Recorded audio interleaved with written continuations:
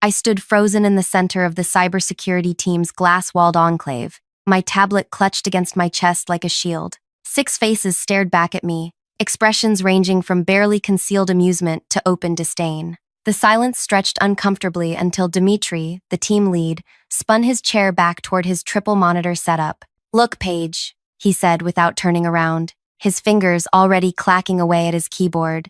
"I appreciate your enthusiasm, but the customer portal is secure. We ran penetration testing last quarter, but the verification handshake is sending unencrypted." "Unencrypted? Troy?" Dimitri's second in command, snorted. "You're using words you don't understand now." "I understand perfectly," I insisted, stepping forward. "During the two-factor authentication process, there's a 5-second window where absolutely nothing happens that we haven't accounted for," Dimitri cut in, swiveling back to face me. His eyes traveled from my face down to my pink blouse and back up again. "This is what happens when marketing hires people, because they took a Coursera class on digital basics." Laughter rippled through the room. Heat crawled up my neck as I stood my ground. "I've documented the vulnerability. If someone with even basic packet sniffing tools wanted to..." "Packet sniffing? Seriously?" Dimitri's eyebrows shot up in exaggerated surprise. "You're in marketing, Paige. Stick to your pretty graphics and leave the actual security to professionals." More laughter. Britt, the only woman on the security team, at least had the decency to look uncomfortable, but she said nothing. "This could expose thousands of customer records," I said, fighting to keep my voice level. "Names, addresses, account details, thousands of customers." Troy mimicked my tone, raising his voice to a feminine pitch that sounded nothing like me. "The sky is falling." Dimitri pushed himself up from his chair and walked toward me, stopping close enough that I could smell his expensive cologne. "Listen carefully," he said quietly. "Your job is to make things look pretty for the quarterly reports. My job is to keep this company secure. Stay in your lane and we won't have problems." I stood there, clutching my tablet with white knuckles, humiliation burning through me like acid. 6 years of network security experience before joining marketing, and I was being treated like a child who'd wandered into the wrong classroom. Without another word, I turned and walked away, their laughter following me through the door. I moved through the busy Monday morning office traffic, nodding mechanically at colleagues who greeted me, until I reached my desk in the marketing department. For 10 minutes, I stared at my screen, replaying the conversation. Then I opened my laptop and began typing furiously, creating a simple monitoring program. If the security team wouldn't listen, I'd need evidence. 48 hours later, my prediction came horrifyingly true. The customer service lines exploded with calls about unauthorized account access. The office descended into chaos as executives rushed between departments, demanding answers. Through my window, I watched the security team scrambling, their earlier smugness replaced by panic. The chief technology officer himself, Liam, appeared at my office doorway, tie askew and forehead gleaming with sweat. "How did you know?" he demanded, breathless. "The vulnerability? It's exactly where you said." I looked up calmly and said, "Because I was doing their job while they were busy laughing at me." Hey, if you're enjoying this story so far, please hit that like button and subscribe to the channel. Your comments mean everything to me, so let me know what you think is going to happen next. Now, let's dive deeper into what happened after that moment. My name is Paige Woodley, and until 6 months ago, I hunted network security vulnerabilities for Atlantic Financial Trust. I didn't just understand cybersecurity, I lived it, breathed it, and excelled at it. My specialty was finding the gaps others missed, the tiny windows of vulnerability that appeared during seemingly secure processes. Then came the panic attacks. After finding 3 critical vulnerabilities that could have compromised millions of customer records, the pressure to be perfect became unbearable. When I collapsed during a meeting with the board, my doctor delivered an ultimatum: change my environment or prepare for worse health consequences. So I made the switch to marketing at DataVault Systems, a mid-sized company providing secure customer management solutions to businesses. The irony wasn't lost on me. I'd gone from protecting financial data to selling the promise of data protection. But the pace was manageable, the work interesting enough, and my blood pressure returned to normal ranges. Until I noticed something while preparing marketing materials for our newest customer portal update. I'd been recording screen captures for a promotional video, showing how easily customers could access their information. During one of the playbacks, I noticed a brief flicker during the verification process, the kind of flicker that sends chills down a security expert's spine. That night, I stayed late, using basic tools to analyze what was happening in that split-second window. What I found made my heart sink. During the verification handshake, our system was momentarily transmitting customer data without encryption. Names, addresses, account details, everything needed for identity theft. I prepared my findings carefully, creating clear documentation before approaching Dimitri's team. Their response still burned in my memory. After that humiliating dismissal, I built a simple monitoring program that would alert me to unusual traffic patterns targeting our vulnerable gateway. I didn't access company systems. That would be unethical and possibly illegal, but I could passively monitor public-facing traffic for signs someone had discovered what I had. By midnight, my phone lit up with the first alert. Someone was probing the gateway. I barely slept. By morning, the intrusion patterns had intensified. During my commute, I rehearsed how I would approach Liam, the CTO, directly. Security team be damned. But when I arrived, everything seemed normal. The security team lounged in their glass enclosure, sharing coffee and jokes. Had I misunderstood the situation? Then at 9:37 a.m., chaos erupted. Customer service stations lit up simultaneously. The call volume was unprecedented. I watched representatives gesturing frantically for managers. Words like unauthorized access and account changes floated through the open office. The data breach I'd warned about was happening in real time. I closed my office door and pulled up my monitoring program. The attack signatures were clear now. Someone had not only found the vulnerability but was actively exploiting it on a massive scale. My hands trembled as I exported the data to a secure drive. When Liam burst into my office 20 minutes later, I was ready. "They said you knew," he gasped. His normally composed demeanor shattered. "They said you warned them." "I did," I replied, turning my screen toward him. "And I've been tracking the intrusion since it began early this morning." His eyes widened. "You've been tracking?" He stopped, staring at my screen. "Is that live data?" I nodded. "The attackers are using a fairly sophisticated approach, but they're still hitting the same vulnerability I identified. Here." I pointed to a specific traffic pattern. "They're intercepting the verification handshake and capturing the unencrypted data packets." Liam dropped into the chair opposite my desk. "Why didn't security?" "Ask Dimitri," I said, keeping my voice neutral. He found my concerns amusing. Liam's expression darkened. "Show me everything." For the next hour, I walked him through my findings, explaining in plain language how the vulnerability worked and how it was being exploited. I showed him my monitoring system and how it was tracking the attack without interfering with company systems. "We need to move fast," I concluded. "Every minute means more customer data exposed." Liam stood. "I'm calling an emergency executive meeting in 30 minutes. I want you there." "What about Dimitri's team?" "Them too." His expression was grim. "Everyone needs to hear this directly from you." As he left, my phone buzzed with a text message from an unknown number. "You should have stayed in your lane, Paige." I stared at the message, a chill running through me. Something told me this situation was about to get much more complicated than a simple data breach. 30 minutes later, I sat at the far end of the conference table, watching the room fill with nervous executives. Marketing Director Natalie gave me a confused glance as she took her seat. The CEO, Andre, entered last, his normally confident stride replaced by a hurried walk. "Someone tell me what the hell is happening," he demanded, not bothering to sit. Liam stood. "We have a major security breach in progress. Customer data is being compromised through the verification system in our portal." He gestured toward me. "Paige identified the vulnerability days ago and attempted to alert the security team." All eyes turned to me. Dimitri cleared his throat. "With all due respect, she made vague statements about the portal being insecure. Nothing specific or actionable. I specifically identified the verification handshake vulnerability." I interrupted, my voice steadier than I felt. I explained exactly how customer data was being transmitted unencrypted during the authentication process. "That's not," Dimitri began. "Show them," Liam cut in, nodding toward my laptop. I connected to the projector and pulled up my analysis, walking them through the vulnerability step by step. Then I switched to my monitoring program, showing the real-time intrusion patterns. "This is happening now," I explained, pointing to the screen. "They've been harvesting data since approximately 3 a.m. Based on the traffic patterns, I estimate they've already accessed roughly 17,000 customer records." The room fell silent. "How bad is this?" Andre asked finally, directing his question to Liam. "Bad," Liam replied. Names, addresses, account details, everything needed for identity theft.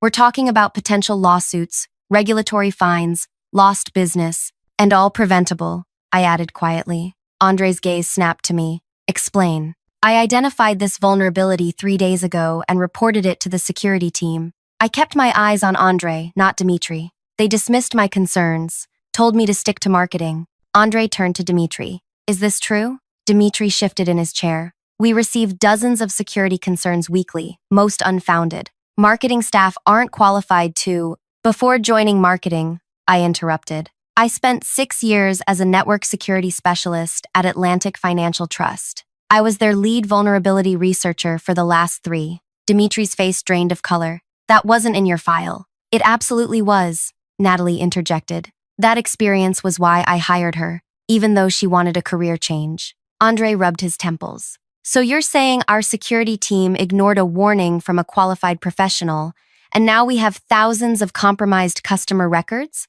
That's exactly what I'm saying, I confirmed. Andre turned to Liam. Fix this, now. He looked at me. You'll work with Liam directly until this is contained. Finally, he focused on Dimitri. You and I will talk later. As the room emptied, Dimitri brushed past me. This isn't over, he whispered, low enough that only I could hear. I gathered my laptop, trying to ignore the threat, but a knot had formed in my stomach. Walking back to my office, I checked my phone again. 3 more messages from the unknown number. Everyone has secrets page. Even former security experts. How's your health these days? My hand trembled. How did they know about my health issues? I deleted the messages and tried to focus on the crisis at hand. The next 12 hours passed in a blur of technical discussions, emergency patches, and crisis management. By midnight, we had closed the vulnerability and begun the damage assessment. Early estimates suggested over 20,000 customer records had been compromised. Liam and I were the last ones in the office, reviewing the patch implementation. You did good work today, he said, leaning back in his chair. If you hadn't caught this, it would have been much worse. I finished for him. He nodded, studying me. Why did you leave security work? You're clearly talented. I hesitated, then decided on honesty. Health issues. Stress-related. The constant pressure of knowing one mistake could cost millions. And yet here you are, diving back in. Different when it's occasional, not constant, I explained. My phone buzzed with another message. Sleep well. Tomorrow will be interesting.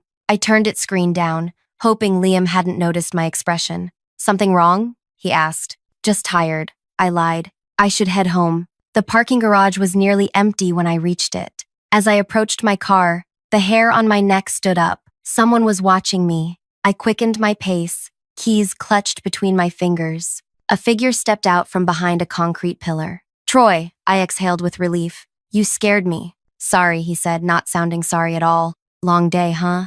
What do you want? I asked, keeping distance between us. Just curious why you're trying to destroy Dimitri's career, he said casually. He's got a family, you know. Kids. I'm not trying to destroy anyone. I reported a security vulnerability. After transferring from marketing, convenient timing. His smile didn't reach his eyes. Almost like you planned it. That's ridiculous. Is it? Atlantic Trust had a major breach right before you left. Coincidence? My blood ran cold. That's not. Just saying. People might start asking questions about your past, about why you really left. He shrugged. Might be best for everyone if you backed off. Let Dimitri handle the technical response from here. Are you threatening me? Warning you, as a colleague. He smiled again. Think about it. He walked away, leaving me shaking beside my car. The Atlantic Trust breach had happened 3 weeks after I left. I'd had nothing to do with it. But the timing could look suspicious if someone wanted to frame a narrative. I drove home on autopilot, mind racing. The unknown texts.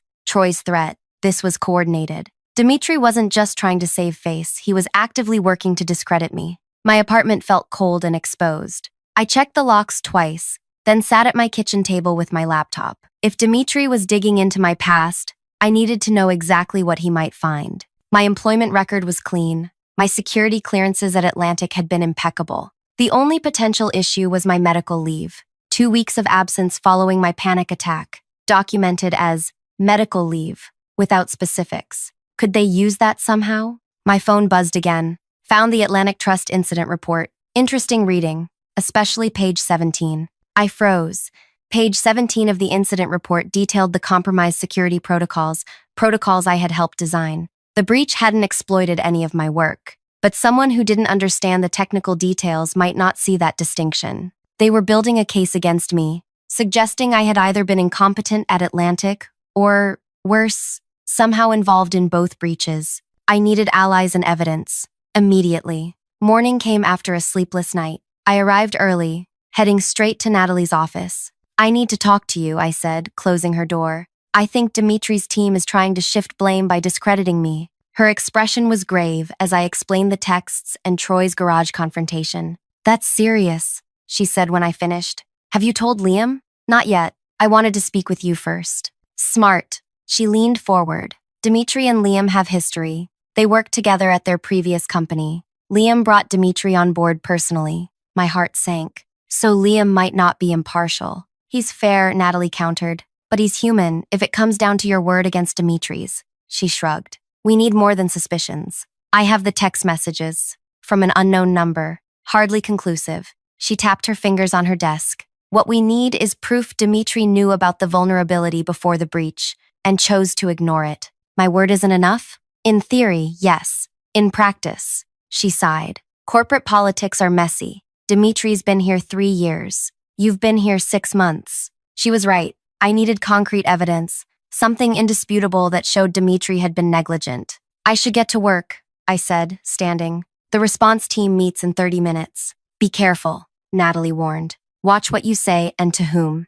The response team meeting was tense. Dimitri had positioned himself at the head of the table, clearly attempting to take control of the situation. Liam sat to his right, reviewing reports. "Now that we've contained the immediate threat," Dimitri began, "we need to implement additional security measures and prepare our customer communication strategy." "Shouldn't we discuss how this happened in the first place?" I asked. Several people shifted uncomfortably. Dimitri smiled thinly. "We know how it happened. There was a vulnerability in the verification process that went undetected during our regular security sweeps." "Undetected?" I echoed. "I detected it. I reported it to your team." "You mentioned general concerns," Dimitri countered smoothly. "Nothing specific enough to act on." "That's not." "Paige," Liam interrupted, his tone cautioning. "Let's focus on moving forward. Assigning blame doesn't help our customers." I bit my tongue, feeling the room turn against me. Dimitri was reshaping the narrative, and it was working. The meeting continued with Dimitri outlining response plans as if he'd been leading the effort all along.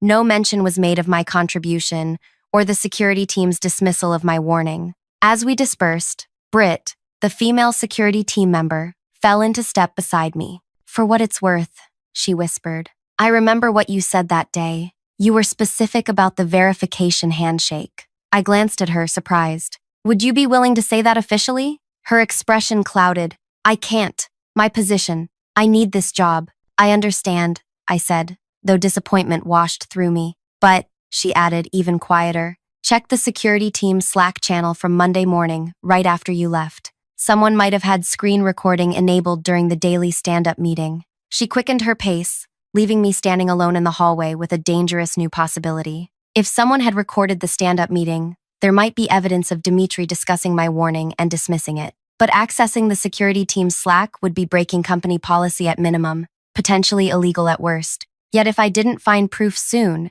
Dimitri would completely rewrite history, painting me as an attention-seeking marketing employee who got lucky with a vague warning. Or worse, he might even try to implicate me in the breach itself. As I reached my office, my phone buzzed with another message. "Meeting with HR scheduled for 2 p.m. tomorrow. Topic: your employment status. Choose wisely, Paige." I stared at the screen, realizing the stakes had just gotten much higher. This wasn't just about professional embarrassment anymore. It was about my career, my reputation, and possibly my freedom. I locked my office door and took a deep breath. If I was facing an HR meeting tomorrow, I needed evidence today. My fingers hovered over my keyboard as I considered my options. Direct access to the security team's Slack would be traceable, and exactly what Dimitri might be hoping for. A reckless move that would support his narrative about me. I needed to be smarter than that. Opening my email, I wrote to Liam, copying Andre. "In preparation for tomorrow's executive briefing,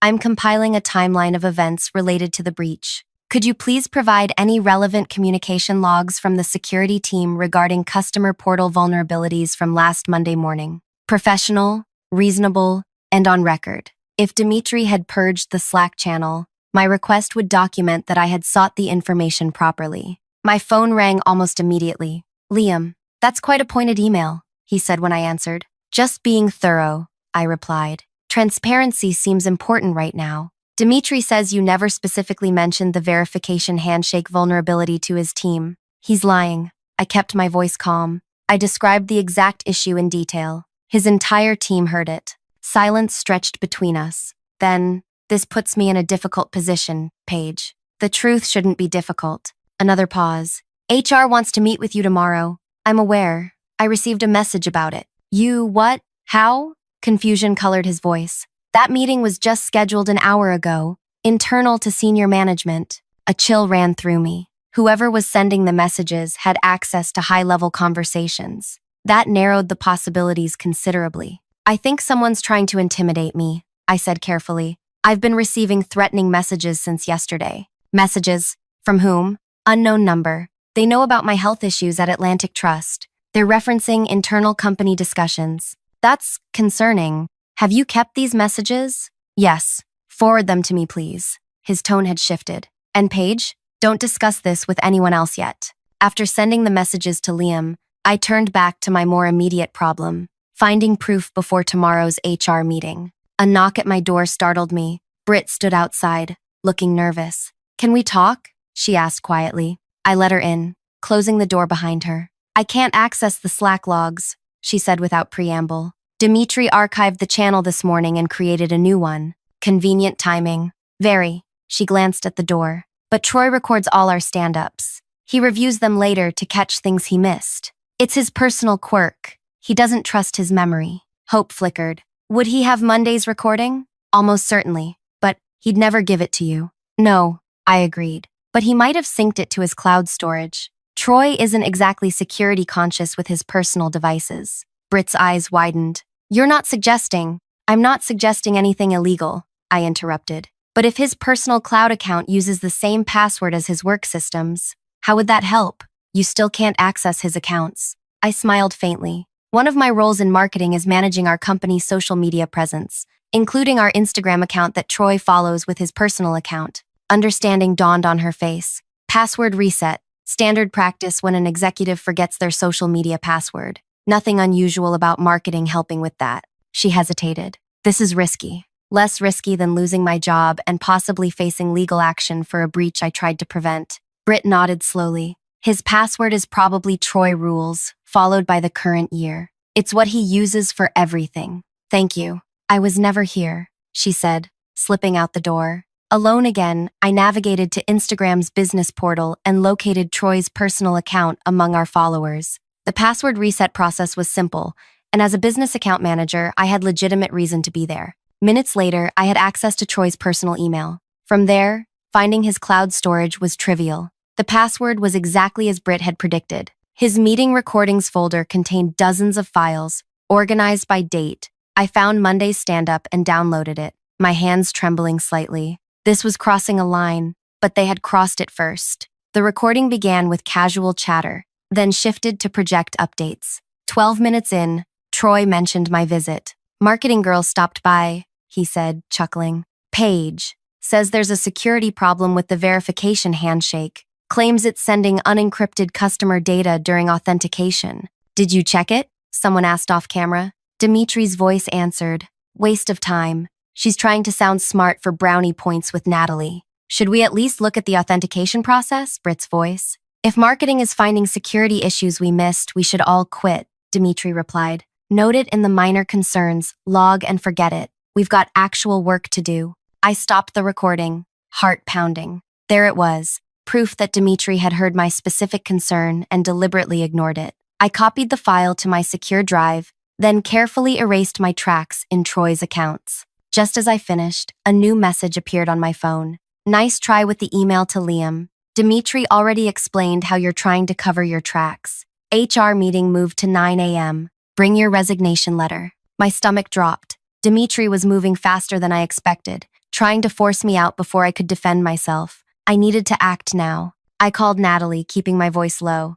Can you meet me somewhere off-site? I have something you need to see. An hour later, we sat in a coffee shop 3 blocks from the office, Natalie watching the recording on my laptop. This is definitive, she said when it finished. But how did you get it? Better you don't know, I replied. The question is, what do we do with it? She considered for a moment. I have an idea, but you'll need to trust me and follow my lead tomorrow. What are you thinking? Andre values one thing above all else, protecting the company. If we approach this right, he'll see Dimitri as the threat, not you. That night, I barely slept, rehearsing what Natalie and I had discussed. By morning, I felt oddly calm, the same focused clarity I'd experienced during critical security incidents at Atlantic Trust. When I arrived at the office, the receptionist directed me straight to the boardroom. Inside waited Andre, Liam, Dimitri, and a woman I recognized as Helen from HR. Good morning, I said, taking a seat across from Dimitri. His smile was smug, confident. Paige, Helen began, serious concerns have been raised about your conduct during this security incident. What concerns specifically? I asked. Dimitri has reported that you made misleading claims about warning the security team. Additionally, there are questions about how you knew to monitor for the specific vulnerability that was exploited. Are you suggesting I was involved in the breach? Dimitri leaned forward. The timing is suspicious. You claim security expertise, identify a vulnerability no one else found, then suddenly we have a breach exactly where you predicted. I nodded thoughtfully. That would be suspicious if I hadn't warned your team in advance, which you didn't, he countered. Not specifically. I described the verification handshake vulnerability in detail. Your entire team heard it. That's not how they remember it. The door opened, and Natalie entered, followed by the company's general counsel, Sharon. Sorry we're late, Natalie said. We had to verify some information. Andre frowned. This is a closed meeting. You'll want to hear this, Sharon said, placing a USB drive on the table. This recording might be relevant. Dimitri's confidence faltered slightly. What recording? Liam connected the drive to his laptop, and the room filled with the sounds of Monday's security stand-up meeting. As the damning exchange played, Dimitri's face drained of color. When it finished, Sharon spoke first. This appears to directly contradict your statement that Miss Woodley didn't specifically mention the vulnerability.